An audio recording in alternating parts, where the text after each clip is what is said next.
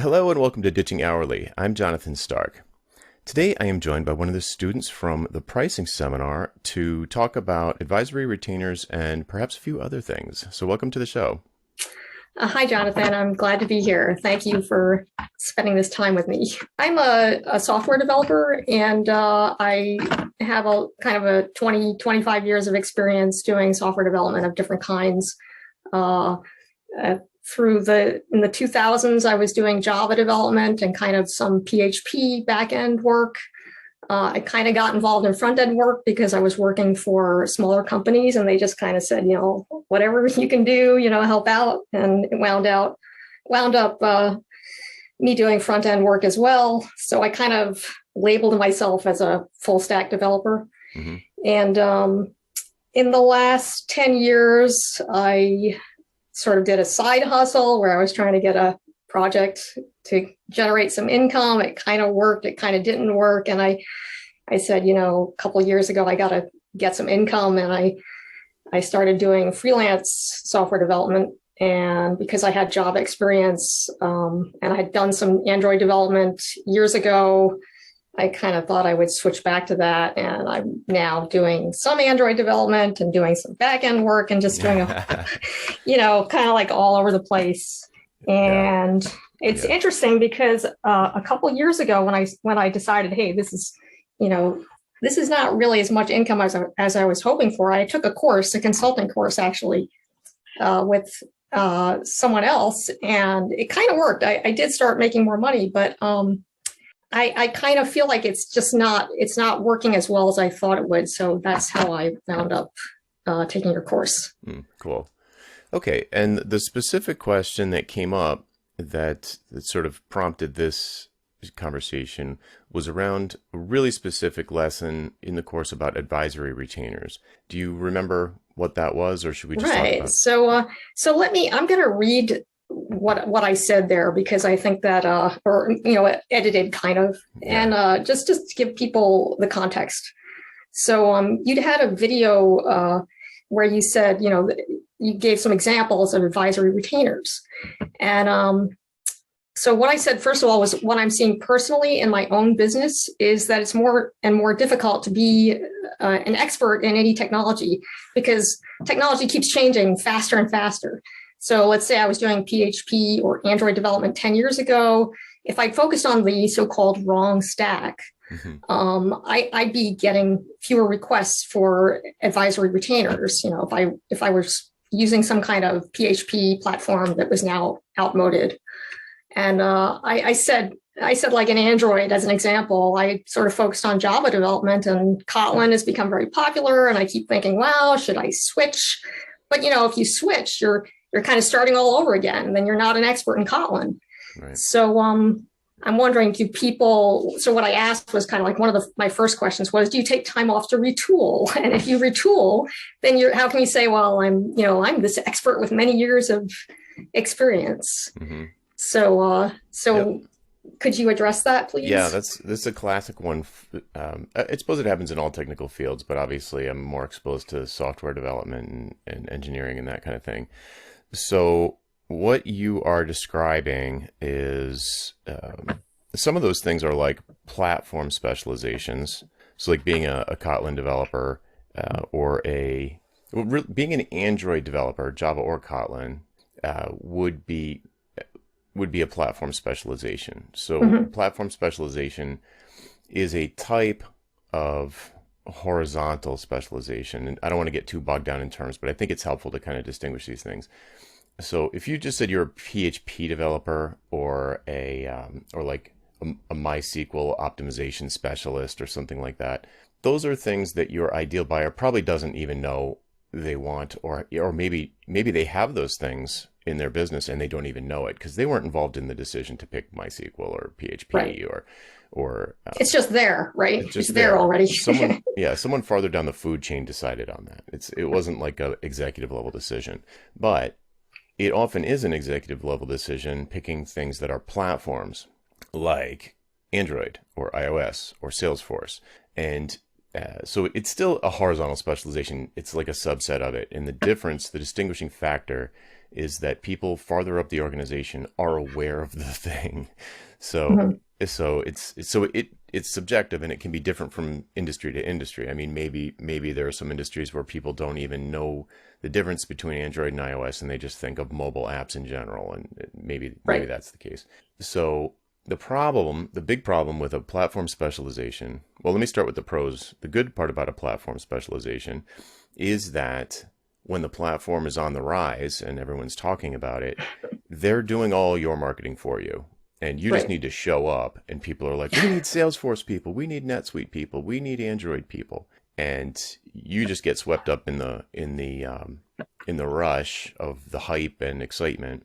So the good news is your fortunes rise with the platform. The bad news is your fortunes fall with the platform. So Yeah. when the buyers, the executive buyers are like, yeah, Android's not cool anymore. We need React Native, or we're just gonna, I don't know, go all in on Android, not Android, Amazon. We're just gonna not even gonna do apps anymore. We're just gonna Mhm. stick with the web stuff, and we're gonna go flood social or whatever. Like whatever the next cool thing is. Oh, we need blockchain. Like Web skip, 3.0, yeah, Web3 or get me blockchain people. metaverse, right? Yeah, exactly. We need to stake a claim in the metaverse. Mhm. So the thing is, you can make a career constantly chasing the top of the Gartner hype cycle, and for me, so using myself as an example, I had time. Like my luck was incredible. Like I recognized that the iPhone in 2007 when Steve Jobs was like iPhone, and I was like, yes, that's my future. I just wanted to play with that. That's all I want to play with. Yeah. So selfishly, I was just like, that looks like the shiniest object I've ever seen. And I was right. It was the shiniest object anyone had ever seen. And mobile was like the biggest technology wave in the history of mankind. So I just got super duper lucky. But the thing was, I wasn't being clever about it. I just thought it was the coolest. And when it hit the top of the S curve around 2013 or so, or it was kind of like anybody that was ever going to have a mobile app had it by then, or they were just not going to have one. And all of my expertise was built into platforms like SAP or WordPress or Shopify, all the Yeah. responsive mobile, all that stuff was like built in. So, like, why would you need an expensive consultant to tell you how to do it? You didn't. Yeah.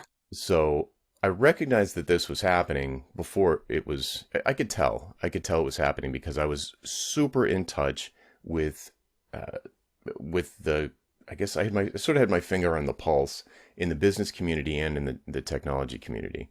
So as it started to, as Apple releases a new phone and it's basically the same as the last phone, but with a little bit better camera, and it's like, okay, this is over. Or it's the growth is over.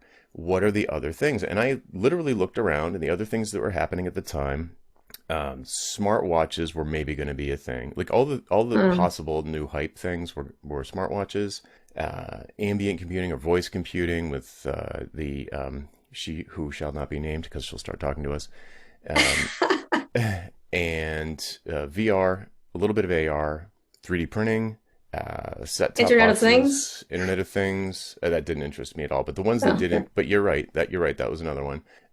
And AI, ML, all that Yeah. stuff, Yeah. right? And blockchain. Blockchain was starting to creep in there. So of all those things, the one that's I could have picked smartwatches and nothing would have happened. I could have picked Alexa skills. Don't listen. Um, I could have picked Apple TV expert, Uh-huh. Yeah. right? And obviously at this point, the one that's the one, well, maybe it's not obvious, but to me it seems like the one that's really the hype has never gone down. It's gone up the whole time is blockchain. So Uh-huh. so okay, maybe I picked the right one. Maybe I would have picked the right one. Maybe I wouldn't have picked the right one. I probably wouldn't have. Mm. And that's and at that point I was 40 something Hmm. and I just didn't want to play that game again. And it sounds that's what I'm hearing in your voice when you say, should I learn Kotlin? It's like, ugh, like you don't even want to, probably. I don't mind learning new things. In fact, I started chasing after React Native development. Hmm. But it's fun, but you come in as a kind of a beginner, and you just feel like, I don't know, maybe I am different or, weird. I think some people have this where they're like, well, I'm starting new, so I can't really charge what my old rates. And I'm just like, I'm tired of, having to like start over again and make excuses for what, like, but I have lots of experience that I can bring to your project. Maybe I'm not an expert in this language, but, it's just like, I feel like I'm not delivering the kind of value that I could. But at the same time, like, where do I go? What else do I do? Right. And so this touches on, I think, what I'm seeing a lot of the time in your course is kind of like, wow, these people like, how could I possibly deliver $50,000 of value to anyone? Like have I ever done that in my life? Like in my full-time jobs, I've maxed out around 100K per year in my salary. So 110, something like that. Well, that implies from what you've been saying, I think you kind of say, like, can you give 10%, if I can give somebody $1 million of value, then I can capture 10% of that, say. So that would mean I could get 100K out of that, right? So maybe I was giving that company, I guess I didn't realize at the time, $1 million per year of value, right? Now. Yeah. I mean, when I say that 10% number, it's like, if somebody says to me, I want to make $100,000, I'm like, well, then make somebody else $1 million, and it'll be easy to make 100. But you can, it doesn't have to be just 10% of the value. So probably in a salary position, I don't know the average numbers, but I think it's a tracked number across companies, like what the average per employee revenue is or profit is, and that's a known thing. And I'd be a little bit surprised if you were delivering $1 million worth of value at a 110 salary, plus all the other, probably had other compensation as well. But I guarantee you were making them more money, or delivering more value to them than they were paying you, because employers aren't in the habit of keeping people around who are losing them money. So you were at least delivering in their minds $110,000 worth of value, for sure, and hopefully more, right? I mean, why would they just have you hanging around to give you money when it's not getting them any money? They're supposed to make money, right? It was a for-profit. Right. Yeah, you don't stay in business long if you're not doing that. Yeah. Okay. So I think we've defined the problem space very, very well. You've got these technical skills, and they seem to be deflationary. You're right. Right. So what do you do? So you could keep chasing the hype cycle and jump from, I wouldn't jump to Kotlin, certainly. Maybe I wouldn't even jump to React Native at this point. I would, if you were going to chase the hype cycle, I'd jump to Web3 or blockchain or data science. Like, those are the ones where I'm seeing people just, or NetSuite is another one where people, it's like they put it on their LinkedIn bio, and they just like get slammed with recruiters and consulting, but I don't know. It's still, to me, that is still a gamble, and it's still a longer game. You're still going to be starting from zero. Yeah. You've got no street cred. You've got you've got skills that will translate, because there's a lot of patterns in software that just make sense regardless of what the platform or the language is. But there'll still be a lot of landmines to learn with, like, say, NetSuite or Salesforce or blockchain or Ethereum or whatever the thing is that you're going to specialize on. So I would shy away from that. As people start to feel like you feel, I'm like, well, there's a much more predictable thing that you can specialize in or niche down on. The terminology doesn't matter that much, but you could focus on, instead of the tools, because so far all we've been talking about is tools. Yeah. So it's tools that either the buyer knows about or doesn't know about, but it's tools. And that's, it's kind of like a handyman going around and saying, hey, I am so awesome with a skill saw. You wouldn't believe how good I am with a skill saw. I'm the best person in town with a skill saw. Do you need me to saw anything with a skill saw? Yeah, so I get that. But so here's what you flip to. You flip to people who need an addition on the house, and they don't care if you use a skill saw, a table saw, or a hand saw. So the things that you can build with your tools are where the value comes from for your customers or employers. No one cares about the tools. Only we care about the tools. The buyer never cares. Well, can I just protest for a moment? Yeah, go ahead. So I understand that they don't care what tools I use, but at the same time, they've got they got a house that's built with MySQL, and they're like, maybe they don't even realize that. But if I say to them, hey, I can build you a fast, fancy database, and it's like I come in there and I'm using Redis or something instead, and I'm like, oh crap, there's a MySQL database in your basement. I can't help you at all, actually, because unless you want me to completely rebuild your database, and they're like, whoa, hold on, we don't want to rebuild the database. You see what I'm saying? Yeah, but you're still thinking about it from a tool standpoint. So you just pass on that client. Like so you pass on the client. Yeah. Okay, got it. Yeah. Okay. So but still you wouldn't know that until later. You wouldn't care. Maybe you would find that out in discovery, but you're definitely thinking about it still from a scope standpoint. So and that's completely normal. So so if we say let's pick a can you think of a group of people that you're in? So it could be, you're I mean, this is from the course, right? It's like who do you know? It's not just from the course, it's from 30 by 500 too, which I've also taken. I have so much trouble with this because so what I did was I originally picked Android development. I was like, okay, group of people that I know, and they must make money, right? So hopefully it's someone professional, right? So professional categorization. I was like, okay, Android development. And I took a look around and I was on the web and I'm looking for the usual kind of watering holes where they hang out. Boy, I really didn't like what I was seeing. I just felt like, boy, this is just not a group of people that I want to hang out with. They were kind of, sometimes you see posts on Stack Overflow where somebody posts some garbled message that they're confused about something. I was like, how could I even talk to this person? I don't even know how to respond. Right. So I did try that. And I also sort of said, okay, maybe I can't do Android. I'll do full stack. And I kind of went down this road of trying to do full stack developers.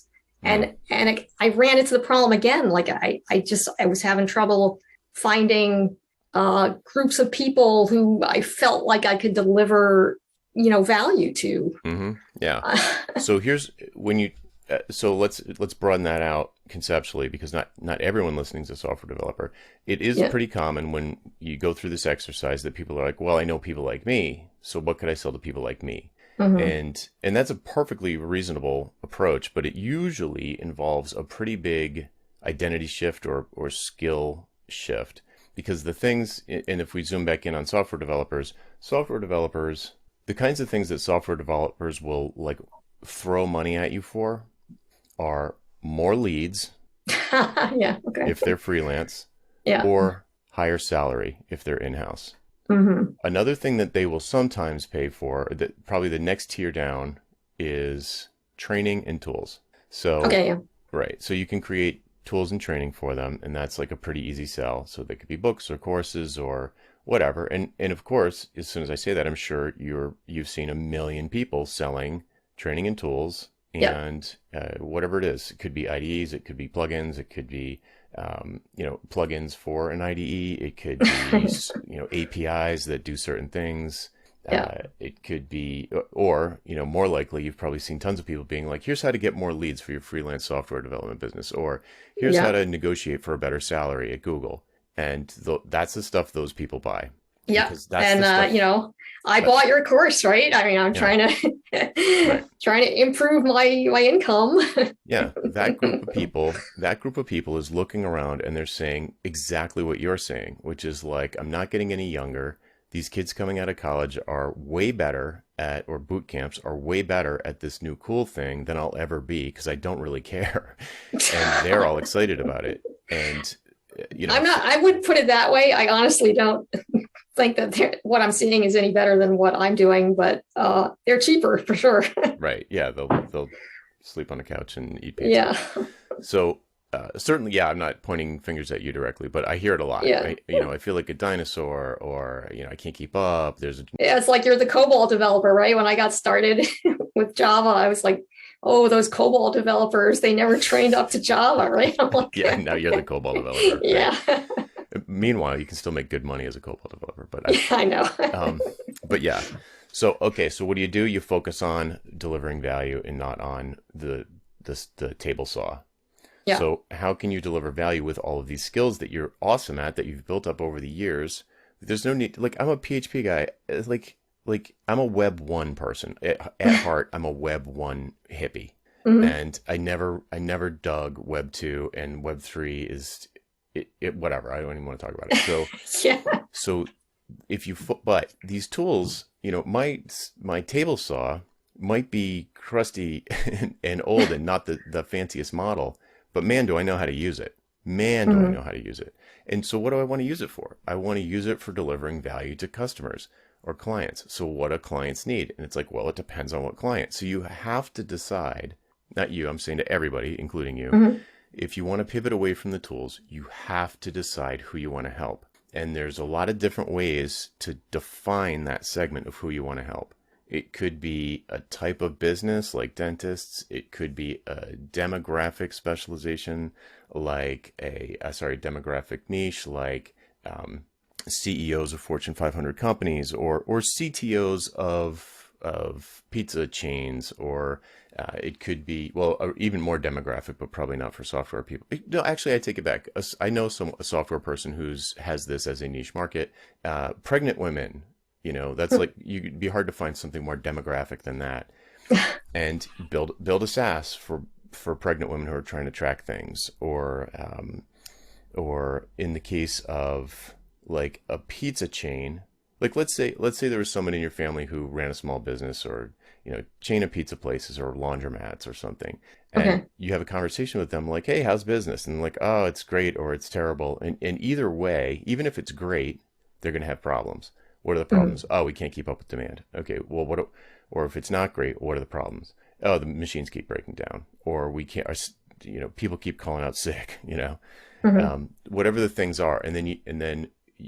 And those are the problems, like the things that are on their mind that are keeping them up nights. Like their biggest problem is their biggest problem. Even if you, I don't know, audited their code base or walked through their retail stores or their chain or their factory, and you saw bigger problems, it doesn't matter.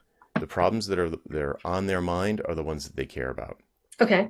So, like, if you went into I don't know, an accounting firm, and there were 40 people there doing everything still on paper, like there's not a computer in the place, and you're like, You're crazy. you're crazy. Yeah. But they're like, Yeah. no, it's fine. We like it It's like great. this. Yeah, I know. Our real Excel problem spreadsheets is, are yeah, right. Our real problem is X, Y, and Z. Whatever the client says their real problem is their real problem. right. Sure. Yeah, it's a waste of time to try and convince people that they should pay you a ton of money to do something that they're not aware of or They don't care care about. about. Yeah. Yeah. Okay. So, so through conversation with people who are probably business people, probably, ideally running a business, through conversation with people like that, you find problems. And what you're Hmm. looking for is a really expensive problem. So I can give an example. Okay. Recently was talking to someone who ran it was like a maintenance company. So they were like people like a food court at a mall, or Taco Bell would hire these people regionally to go in and clean like their hoods, or mop the bathrooms, all that stuff, just like Hmm. a maintenance company, Yep. if they needed to have something painted or whatever. And so this person that I was talking to, he had some employees, but mostly he had this network of contractors that did the individual different things. And he was sort of a middleman between Taco Bell and a bunch of people who drove around in trucks with tools. Oh, And okay. and business was really picking up. I don't know if it was COVID related. It probably was, Hmm. but he was slammed. He had so much business, he didn't know what to do with it, and so he's got these contractors who are going out and saying they did stuff, but they're not his employees. And like, how does he believe them? And he has reason to believe that sometimes it's not true what they say. And then on Hmm. the other hand, he's got, so he's got all these people who he needs to pay, and then he's got, on the other end, he's got Taco Bell, who he's so busy he's like not sending out invoices on time. And in fact, he's sending invoices so late that people are like, we're not paying this. This is like from 3 months ago. Okay. So the money's gone because he had to pay the contractor so they wouldn't go to the next job. And now he can't invoice Taco Bell. And I was like, well, Uh-huh. how often does this happen? And he said, I'm losing at least $40,000 a month of just uninvoiced work. What? It's crazy. Right. Right, but he's running around so fast. And of course he's running the whole business on one single Excel spreadsheet. Oh So my right, God. so it's like, all right, well, we can definitely solve this for you. I was working with a student. I wasn't going to do it. I was just in on the sales call, Okay. and it's like yeah, we absolutely 100% can solve this. Like we eat like this kind of problem. We eat it for breakfast. Do you Okay. think the guy cared if it was Java or Kotlin or Android or none of that? Nope. None of that mattered. None of that mattered. So you could come in just as a person who is an organized thinker and not even build software, and probably just as an outsider who thinks of things in a systematic way as a developer would. And you could just come in and be like, all right, first of all, here are three options. Option one, we just make this spreadsheet better. Because first of all, Okay. if they just moved it to a Google Sheet instead of a static Excel file on somebody's desktop, Yeah. it would already be a giant improvement. Okay. Then if you could do a bunch of things, whatever, we don't have to go into the solution, but you could put a bunch of FreshBooks or right. something. I There's a don't million, know. yeah, there's a million things off the shelf that you could Yeah. do. Yeah. And it would be a pain for them, especially if they're, running 100 miles an hour and everything's on fire. You could Yeah. probably, there'd be a lot. Hire a dude. I mean, hire somebody. If you're losing 40,000. Right. So in the sales call, that's one of the things that I usually ask on a call when we're talking about potentially building software. When I'm doing my like, why do this at all? Why not just hire somebody? And Mm-hmm. the answer I want is that the answer I really want is them to say, well, we have so much business. I'm positive we could 10x the business, but I can't hire 10 times more people. Mm-hmm. If we could this is a bottleneck that's holding us back from like doubling our revenue or tripling our revenue. And I wouldn't be able to hire and train people fast enough. It would just be more people with the spreadsheet on their desktop. And, and yes, it's been overwritten. And yes, people change things in the wrong field. And then we send out the wrong invoice or like, whatever. There's Yep. no audit trail. There was nothing. So, yeah. So they're like, no, we couldn't hire that for reasons X, Y, and Z. It wasn't money. It was like, I don't want to manage that many people. I need something that's Mm-hmm. going to scale non-linearly. It's like, okay, that's the answer I wanted to hear. So option one could be just make a better spreadsheet, move it to Google Sheets or FreshBooks or whatever, or Google Sheets with an integration to FreshBooks or Airtable or Yeah. anything that's shared Mm-hmm. off the shelf everywhere. And then the whole engagement would be about training the people, migrating the people to new software, and training the people on the new process. It's not even new software; it's just off the shelf stuff. Could I just break in? So this is all great.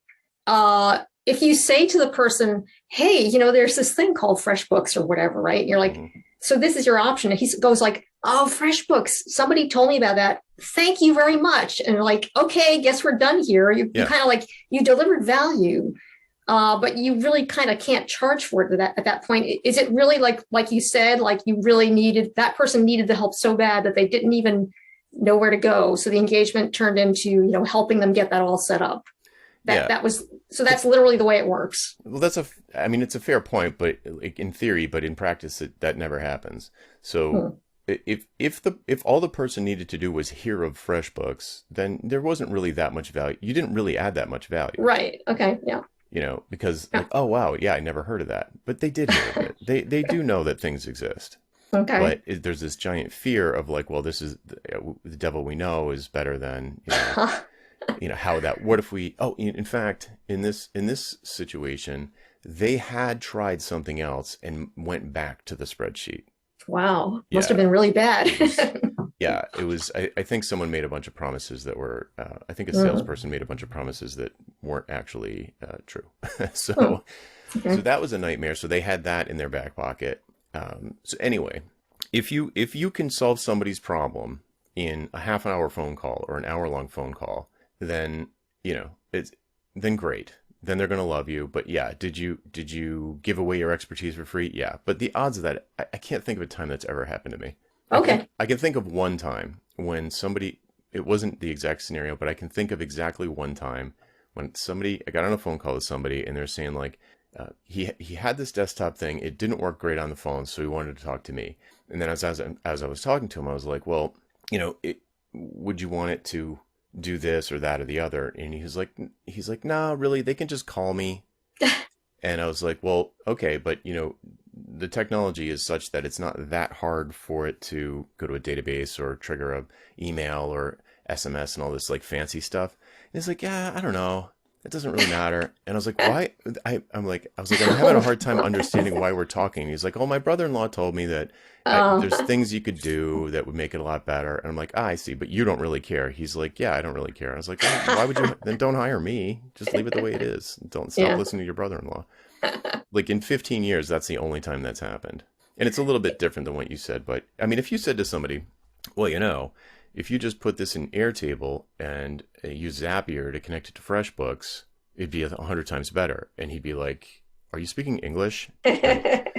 So, so there's almost always going to be value there, for someone who almost, almost just being an outsider is enough because your hair's not on fire. Mhm. And you and anybody who's building software, I mean, we're creative, but we also have to wrestle with facts and logic and like the way things work, the way things Mhm. actually work.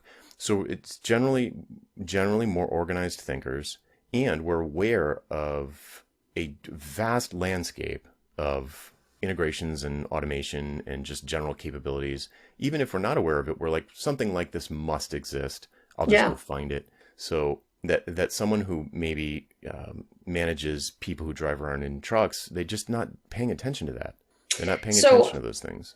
yeah, so what you just discussed brought to mind two other questions that I've had when I've been reading your content. Hmm. One of them is so how on average you're describing a case where somebody I assume has come to you for advice or like they've told you, or is it you approaching them?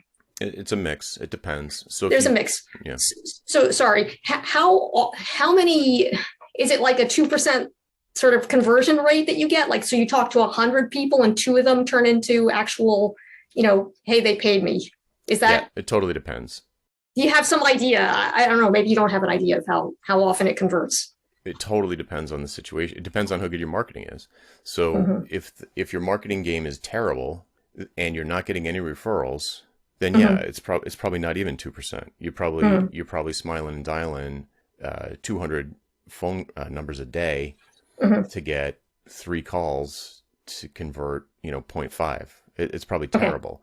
Okay. So, and that's where you get these kind of like emails where English is obviously not the first language Yeah. with like 10 links to like, look at our portfolio. Yeah. So yeah, it's not a great way to be. That's why the first step up from smiling and dialing, which does work, it does work, but it's just terrible. Yeah. It's like soul sucking and the percentage is super low. It Right. does work though.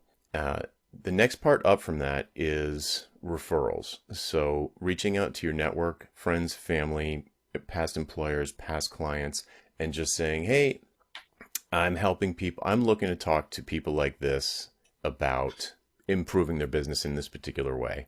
And that's like I'd make it more specific. You sort of fill in the blank, Mad Lib style, like whatever those sorts of Right. people are and whatever the particular way is. And do you know anybody? And the network being what it is, network effects being what they are, they almost definitely do know somebody. If you're specific enough, they're almost definitely going to know someone. And if they trust you, which they do, because they're your friend, family, or wherever you have a relationship with them, Mm-hmm. then and they know this other person that they're friends with or colleagues with, then there's this inherited trust that at least gives you the benefit of the doubt to have a conversation about whether there might be a good fit for someone like you to solve a problem like this. And so you can do a decent job with you can drum up business pretty quickly, or I should say the fastest way I know to drum up business is to do something like that, where you get the ball rolling, so at least you've got some cash flow to keep the lights on, by getting kind of specific, more specific the better, about the kind of people you want to talk to and what you want to talk to them about. And so then the next level up from that would be actually doing some marketing. So like going out and helping people for free at scale so that there's a increased awareness of your expertise in the marketplace. And then Sorry, what did you mean by at scale? at scale would be doing it at in a highly leveraged way, like on social media or blogging or the mailing list, I see. not one-on-one phone calls. You're okay. Got it. Got it. Yeah. So if you went through this phase, if you went through these phases, and I'm not saying you need to do all of these, but like if Mhm. someone listening is just got nothing coming in, Right. then doing the smiling and dialing is a place to start. If you can make yourself do it. The next level up, the referral thing, people have a easier time with in general, but you need to be specific about who you want to talk to, or your friends and family and colleagues won't have a Rolodex moment. Right. So you have to be specific about that, which is a hurdle because people don't want to be specific about that, or they think they can't think of anything like that, or they think like, oh, but I don't know anybody, or the only people I know are like Methodist church people and they don't have any money, and or stuff. You get stuff like Yep. that, Yep. and it's Oh, I'm like, kind of in that position. I feel like, like, well, okay, I'll focus on people who run cafes. Like, why would I do that? Like, I don't know.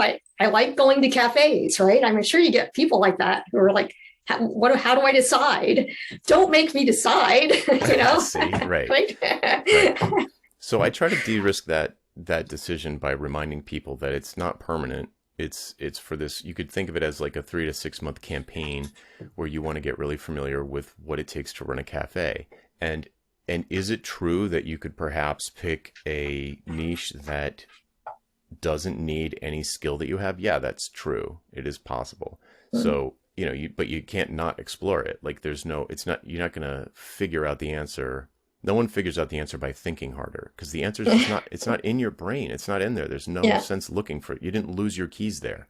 So Yeah. don't look there, right?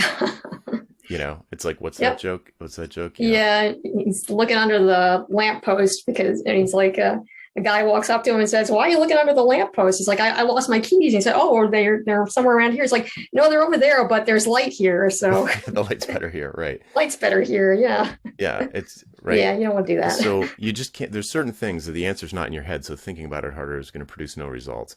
So at a certain point, at the very beginning of people's marketing journey, it's always the same. It's always the same. It starts with conversations. It's always the same. You have to have conversations. You say conversations, so do you get people who like just go out and they actually talk to people in person? Because I have Yep. thought about that. COVID's not good for this. Right. But I have thought about like, oh, I live in this area. There's a lot of businesses around. I should Hmm. just go in. I'll walk in off the street and say, "Hey, can I talk to the owner?" Sounds completely nuts. Like, who's going to talk to me? Right? That would be crazy, right? Well, first I want to broaden the definition of conversations a little bit. Obviously, Okay. or yes, for sure, it can be in person. It could Mhm. also be online. It could also be lurking in watering holes. But Yeah. you need to hear what your at least for the time being chosen target market is talking about, what they're worried Hmm. about, what they're thinking about, you look for emotionally charged language, whether you're talking to them in person or you're lurking in a forum where they hang out. Look for words like hate, love, dream, despise, crazy. These kinds of things where people are really either want something really bad or they hate something a real lot. And Hmm. then you look at those things and you're like, could I help with those things? Maybe the answer is no, maybe the answer is yes. But okay, but back to your wouldn't it be crazy to just go knock on doors? I've got two stories to tell you about that. Okay. With cafes and restaurants specifically, pre-COVID, of course, but I suppose it's coming back, hopefully. Um, when I started working from home and the kids got to be a certain age, I was, pretty much my routine every day was go to Starbucks. And I'd sit Hmm. there for a while and have coffee and work, work, work. And then I'd go over to a restaurant that had Wi-Fi after breakfast. And I'd sit there for a Yeah. while. And that was my office, Starbucks and then like McBride's. Uh-huh. So from like, I guess it would be about 2:30 to 4, there would be a reasonably steady stream of people walking in saying, can I talk to the manager? Huh. It's like, it wasn't nonstop, but it was like every day someone would Huh. come in and they'd be selling ads for the local magazine. It would be Huh. someone who wants you to try new vodka. It was someone who, the Cisco guy that's like wondering if you need any, I want to tell you about these new beef tips we've got. It was like like after lunch rush, before prep for dinner is when the salespeople would all come in. Okay. And like you, the first time I saw it happen, I was like, the person comes up to the person, big smile, dressed nicely, comes up to the bartender and say, "Hey, is the manager in?" And in my head, he's gonna say, what do you want, or Right. no. Yeah. And he's like, yeah, hang on, I'll go get her. And I was like, what? Yeah, that's my response too. Right. What But the heck? over and over and over, it just, so first of all, and it's probably different with different businesses, or maybe it's not. Um, I tell that story to kind of reshift people's expectations about that complete on the doorstep hat in hand cold call. Like there are people whose only job is to go around to restaurants and sell them more beer. So Mhm. that's a thing. Another story. So I have a friend who woke up one day getting ready for work, broke down in tears as he was tying his Chuck Taylors, and was like, "I can't go. I hate this job. I can't go in anymore." And he quit. Mhm. And and he's like, "Now what am I going to do?" And he was a web guy, and he had a friend that was also a web guy, and so they started an agency, and and he hand wrote a letter. In my memory, it was like 40 or 50 letters about like, hey, I'm a web guy, just started a new agency around the corner from you, and I'd like to talk to you about working on your website. And he took that letter and he slid it under every door in the area, and he got a ton of business. Wow. Yeah, Wow. right. And like agency, massive success. So, Huh. eventually over time they pivoted into other things, but and got more and more specific. They ended up going into a really, really deep platform specialization that has been very successful. But it all started from handwriting these letters, handwritten like on the front of the envelope, no stamps, slid under the door. So Okay, yeah, so this sounds really like a different category of person. Like you initially had described some guy who's like his hair's on fire, right? He's got like emergencies. He's not going to take yeah. the time to read something from a guy who's selling a website, right? He's like, I have so many problems. So how do you get the attention of that guy as Hmm. opposed to like, oh, there's a manager here, they're like playing solitaire on their computer, in the back or whatever. So they don't care about being interrupted. What about this guy whose hair's on fire? How do you get his attention? Well, so the problem is you don't know whose hair's on fire when you're sliding the envelope under the door. So Right. right. So it could be that they're like, oh, this came at the perfect time. I'm so glad you reached out. My hair's on fire. Or Yeah. it could be like, geez, I don't know. I mean, our website is, we've got a webmaster and it's kind of fine, but you can tell me about what you do anyway, and I'll just keep it in mind. So you don't really know. So you Okay. can't decide how to reach out to any individual because you don't know whose hair's on fire and who's not. Okay. And so you kind of have to pick the one that is the most comfortable for you and just go for it. And but that's with cold outreach. With cold outreach, you've got no information. Um, I know of one person who is a professional salesperson who will do some digging first and kind of, he would say air quotes spy on the company and like really research Hmm. them. But you're not going to do that. Most people are not going to do that. It's a numbers game. You every day you contact 200 more people. Every day you contact 200 more people. Every day you contact 200 more people. And I'm not saying spam people. I am saying reach out to people with a specific relevant message that you believe would be of value to them. And don't send like 300 paragraphs. Just say like, hey, I do this. I saw in your profile that you do that. I've helped people like this before, or I'm pivoting into this space and I'd love to set up a 15-minute chat. It's like 3 sentences. I don't even think that was 3 sentences. But let's just say it's 3 sentences, and then people can say no thanks, or yeah, let's do that. A shocking number of people, to people who think like you and I, a shocking number of people will be like, "Here's my phone number. Let's jump on right now." Huh. Yeah, Okay. it's not the majority, but to me, it's a surprising number of people will jump on a phone call with you. So is outreach like this my favorite? No.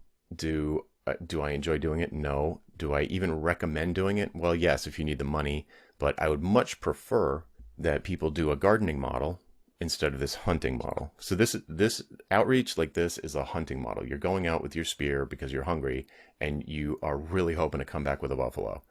Right. And that model can work. Like I said, it can work. It's not constitutionally aligned with me. I much prefer the gardening model where every day you tend to the garden, every day you tend to the garden, every day you tend to the garden, and 6 months later, tomatoes start popping up. And then 12 months later, you're drowning in tomatoes. So Okay. if you sometimes starting out, people have to do a combination of both just to keep the lights on. So so there's those were 2 stories about cold outreach specifically to restaurants. If you come across someone whose hair's on fire, I don't know if this is useful information, but usually when someone's hair is on fire like that, the hard part's going to be you caught them at the right time. You got them on the phone. They gave you a half an hour, 45 minutes to tell you the story about the spreadsheet or whatever, but their hair is still going to be on fire, and you're going to really have to chase them to move the deal forward because Mm-hmm. they get sucked back into the fire. Yeah. And it's like, hey, let me know when you want to do something about this. I've got a proposal I could send over. If I could get back on your calendar. That's where a salesperson really comes in handy because they can chase these people who have the Hmm. really expensive problems, but don't have enough time to really talk to you. Okay. But the best, and then sorry, so that's the hunting model, and then the referral thing where you shake the tree of your network and look for people. Hey, do you know anybody exactly like this? I want to talk about them. Like I want to talk to them about this thing, whatever the thing is, and Yeah. you'll get a bunch of phone calls from that. It's probably a little bit more likely that you would have a higher conversion rate with that than with if you send out 200 emails a day, maybe you get a 0.5% of ultimate conversion. Maybe the referrals thing, it's a little bit more relevant and warm, so maybe the percentage is higher, like 2%. And then the gardening thing is much more reliable, but it's a longer game. Obviously, like that's why I use the gardening metaphor. Like you don't plant the seed and be like, "Where's the tomato?" Yeah. What happens if you had mentioned like a 3 to 6 month kind of timeline to see if your market or what your approach is kind of working, your niche, your focus? Like, since it's really hard for someone like me to go like, I'll just, like I don't have any obvious reason to be like this market or, and I'm sure a lot of people are like that. They're like, I don't know. I worked in this weird company for a while. It's not something I can say I worked in the restaurant industry or something, Right, right? right. So, suppose I said like tomorrow I'm going to focus on cafes, and then like for 3 to 6 months I worked on that, writing blog posts or trying to kind of like find out where they gather online, and I just don't have success. I'm not, it's not getting anywhere. Mm-hmm. What do you do then? You then turn around and say, hey, I've decided to specialize in, XYZ instead, my dear relative. Anybody, anybody like that? Is that what you do? Is that sort of, I'm trying to, I'm not super risk averse. I'm just trying not to like spend 3 to 6 months and then like, nothing's working and start all over again. Well, if you don't do anything, it's not going to work. That's for sure. Well, I can keep doing my contract work, and that's demoralizing. Yeah. So the nice thing about the referrals stuff is that doing work like we do it's a service business. You're in service of your clients. Like you're supposed to serve them. You want to make their lives better, their business better. So it actually feels really good if you approach it that way. A lot of people feel like they're approaching it as almost like a Trojan horse, like oh, it's like on the surface it's all, hey, I want to help you, but underneath it's like, how am I going to get your money? Yeah, exactly. Right, I've been on the receiving end, and I'm sure I've seen other people do it. It's just ugh. right. You have to like purge your mind of that. Like so with the family referrals one, or even outreach on LinkedIn, you need to genuinely come to it with this posture of service. Like you just have to trust that at some point this is going to turn into somebody knocking on my door or somebody saying, hey, why don't you tell me about what you offer? But as you're doing it, you can't be thinking maybe I'm going to sell to these people, or maybe this is a potential client. It's research, and they're helping you with giving insight into what their mindset is. And they would have to beg you to take their money. Like you're not there to sell, you're there to learn. So they're going to Okay. share their expertise with you. And if you can share your expertise with them, then it's a trade. That's the trade. And, if it's like, oh, why don't you try FreshBooks? And they're like, oh my, the heavens part. And they're like, oh, why didn't I think of that? What is this FreshBooks of which you speak? So the trade is knowledge. So you're just meeting with these people, not to sell them right now and maybe never sell this person, but you're creating awareness in the marketplace and you're building empathy for where they're coming from. So you're understanding what it is that they're up nights worried about. And then you can take that information and put it into your marketing. You can go into watering hole. The conversation could be around, where do you folks hang out to talk shop? Maybe it's a trade association website, maybe it's a forum, maybe it's a subreddit, Mhm. maybe it's a conference, but they do it somewhere. Right. It could be the local Well, chamber of commerce. They do it somewhere. mhm. And so you might find this stuff out and be like, you know what, I don't want to go to chamber of commerce meetings. I had 3 or 4 potential target markets. I'm just going to go to the next one because I've talked to 3 people in this one, and they all are. There can be a variety of reasons why you would rule out a target market. One Wait, that so sorry, we got like 3 minutes left, I think, but you said, um, you just said like I've talked to 3 or 4 people in this market, and it's not leading anywhere. But that's clearly not a 3 to 6 month kind of thing. Are you speaking of different Well, scenarios here? Or? it's not usually that. Like if you did talk to 3 people and they were all like, "No, we all use the 400-pound gorilla. We all use NetSuite and it's fine." If you do 3 people in a row, I'd be like, but usually you don't talk to 3 people in a row that are going to give you all the same answer. But if that did Mhm. happen, then I'd be like, yeah, okay, there's nothing here. Mhm. Or if you found out that something about the space, like I've heard plastic surgeons are just super cutthroat. No pun intended, I guess. But super, super competitive, and niching down on plastic surgeons would be hard because them hearing that you worked with another plastic surgeon is a big negative, which Okay. is not usually true in any other. It's actually not true in any other industry I've ever encountered. Mhm. But I have it on good faith from someone who's in that space that it just would not work. Okay. So okay, so. In general, what happens is you talk to maybe 6 people, and you're lucky if you see a really strong pattern because you can either double down or cut bait. You can either go harder into that space because you're starting to smell something. You're like, oh, I see a pattern that I could probably help with, and then you can Mhm. investigate that, go down that rabbit hole with the next three to 6 people from the space. Or you can be like, wow, I talked to 3 to 6 people, and every single one of them is just like, like fundamentally opposed to the idea of software, or fundamentally opposed to the idea of consultants, or fundamentally opposed to something that would be part of your offering. Mhm. And so you'd be like, all right, maybe this was bad. Maybe you find out that the industry is in decline and all of them are looking for ways to sell the business. So it could be something like that. But usually it's like you see a couple of patterns, maybe one kind of stands out, and then it gives you a little bit more to drill into. Maybe they tell you about a watering hole or a conference or a meetup that you can attend. You're just looking for clues. You're like Columbo going around being like, "Yeah, can you help me understand like how come nobody uses like off the shelf software and everybody's using Excel spreadsheets?" And go Yeah. into that kind of an approach, where it's not it's a long game. And in fact, the this step is the step that everyone wants to skip over. They just want work, just like, I just want work to show up and do the work. I just want to do my work. Like, and it's like, well, wait a second. If you're a business owner, your work is building the business. It's not writing code. Yeah, well, so So, I have no problem with that because I actually would like to spend less time, kind of showing up and grinding away. And it just feels like, I don't know what I'm doing anymore. Like, I don't even know that I'm giving these people value, in fact. Like, they're paying me something, but. yep.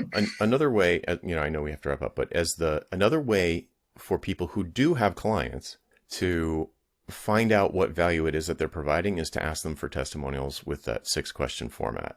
And, Mhm. and it's reliable that you will be shocked by the answer. It's like reliably a higher level and more value oriented than you normally get in like a LinkedIn recommendation or whatever those things are called. Like on Oh, okay, interesting. the Because link, my LinkedIn recommendations have been like, oh, she'd make a great employee, goes above and beyond, like, right? great, Yeah, right. great. They're always like they're almost like backhanded compliments, or like Yeah.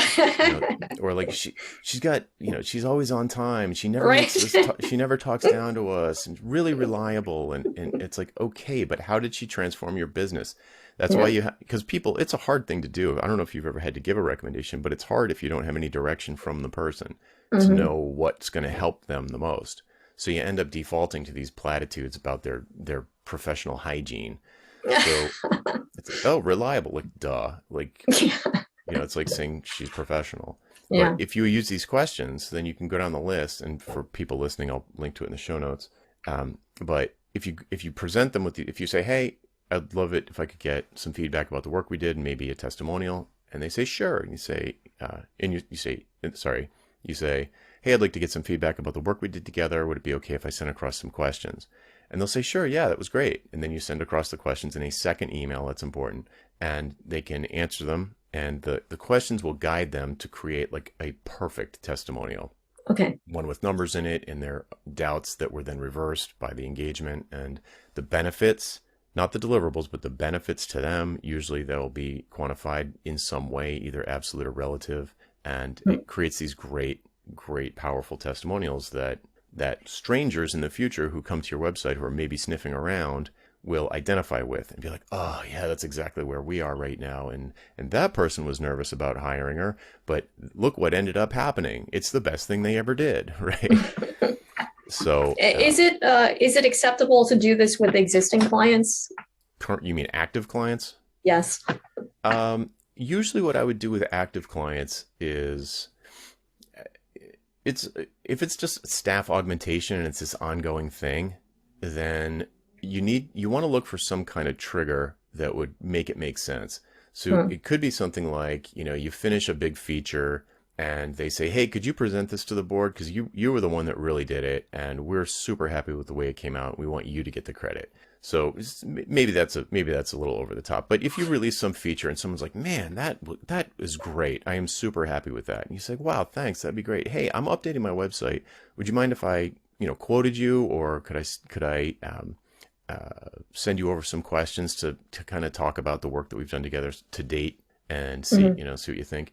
If it's a staff aug position, it might be a little awkward, but it's not. I mean, I'm pretty close to the product owner, basically in a couple of projects, like one layer below, or cool. so yeah. So it's a little weird if you're like mid-flight and there's like a lot of pressure because something's running late or something like that. But if there's a pause or a release, or you just hit a milestone, or a launch, and it goes live, and people are having like a celebration of some kind, or like even just a recognition that, man, that's great that we got that done and it came out so good. Isn't everybody happy with that?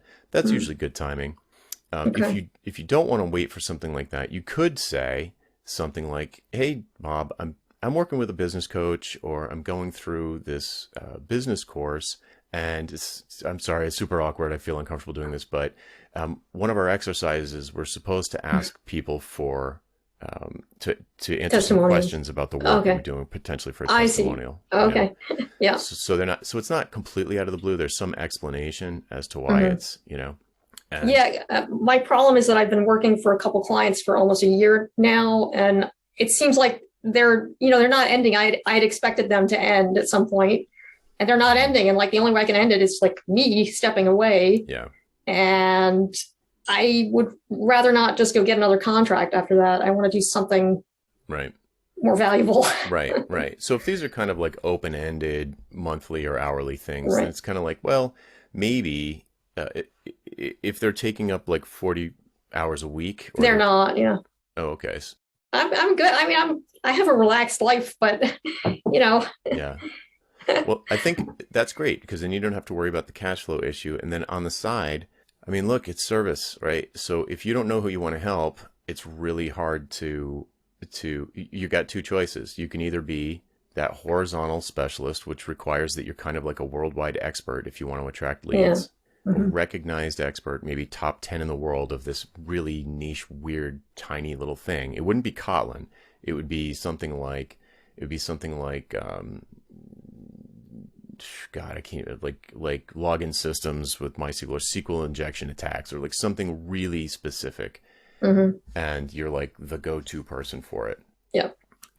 Setting up, here's someone I just talked to.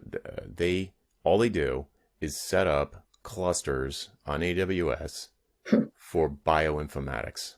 Okay. That's it. Yeah. And she makes a ton of money doing it. So it's like, hopefully I'm not outing, hopefully I didn't just out her niche. Yeah. Everybody's going to immediately go rush and do that, right? Yeah. I think she's got such a moat around her that would be impossible. But anyway, the idea is it need to be hyper specific, and you're betting on something that could turn. I feel like the odds are much higher that you'll bet on the wrong thing versus finding people who you like and would like to help, and then the bet is that they might have a problem that you can solve. And I feel like those odds are always going to be higher. But Right. maybe it's just me, but I feel like those odds are higher, and you end up working with people you like because you picked people you like in the first place. So, Yeah. if So you, here's an example though. Like suppose I picked an audience and I was like, boy, I love to do the jumble every day. Those little word puzzles in yeah, the yeah, newspaper. I'm like, yeah, you know what? I like these, I like this so much. I'd love to help people like myself. I'm going to niche down on people who like to play to do the jumble. And it's okay. like, you know, wait a second, there's no money in that market. It's like, I could tell you, like, I feel like I could tell you right now, that's not going to work because there's no money there. Well, that would be So okay. This is a good question. So, like, yeah, that would be a B2C. Those people aren't running a business. right. But that's interesting you brought that up. So that would be, I would call that a psychographic specialization. Sorry, a Okay. psychographic niche.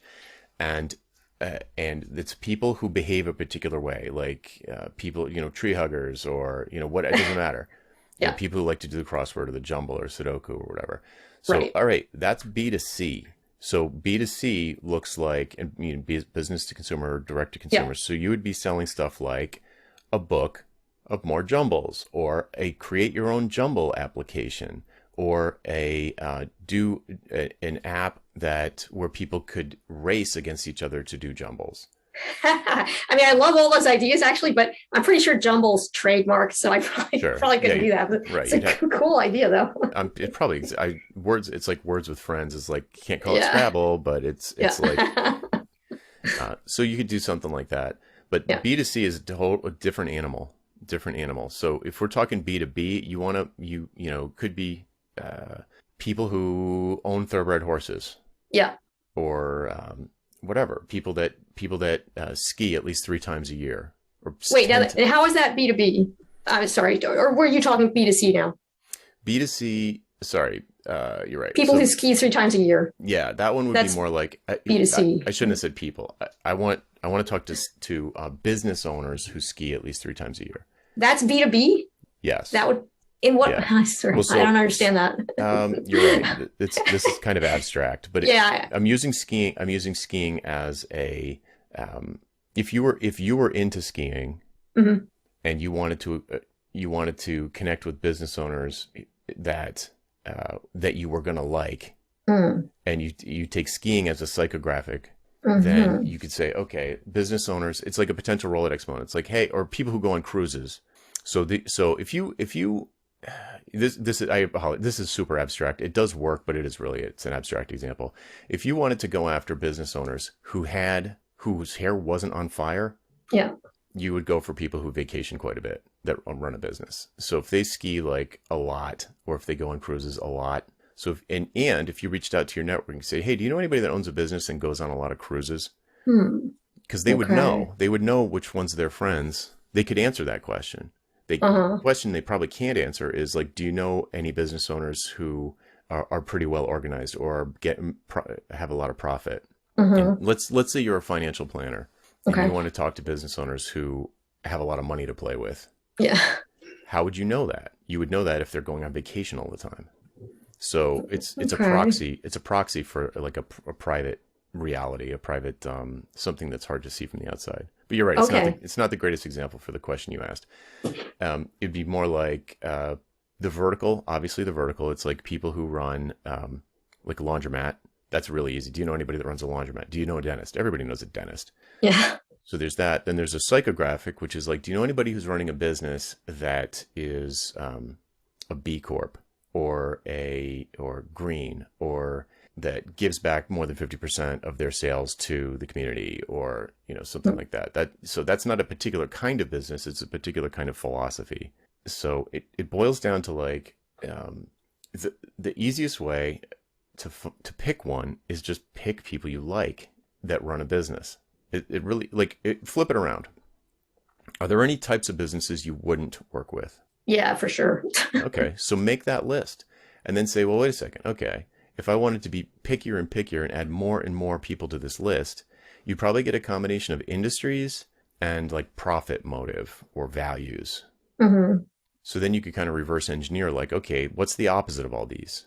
And say, okay, what's the opposite of, I don't even want to like guess at things, but like you can imagine people don't want to, I don't know, work with like clients in the porn industry, or, Right. it's like cigarettes, or, Yep. make a big long list of clients or that, Rochelle talked about one recently on Business of Authority. She has a client who's like no guns. Like she Okay. won't work with anybody that's in the defense or weapons industry.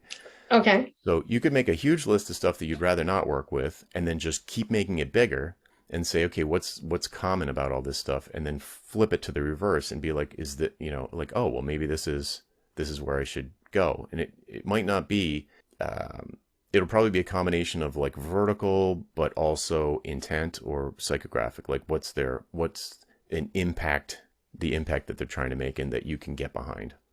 Can you give me so suppose I don't know, your thoroughbred example, like, people who raise thoroughbreds. So I guess I could see, so that I could see how you could think, well, I'll talk to a bunch of people and I'll see what their problems are, because their problems are going to be similar.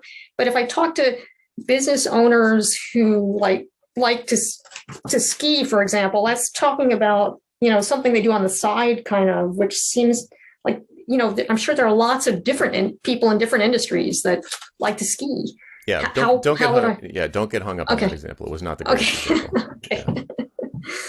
yeah, yeah. But if make, I think it'd be more productive to make a list of businesses you wouldn't work with, and like what are the reasons, and then reverse it and say, okay, these are the kinds of business I want to go after.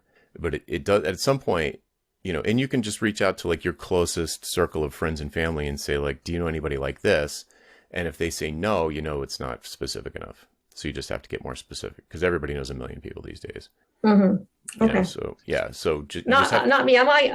My network is kind of crappy, but yeah, I could certainly talk to family yeah, I and mean, it's like friends. everybody has so many social media or whatever.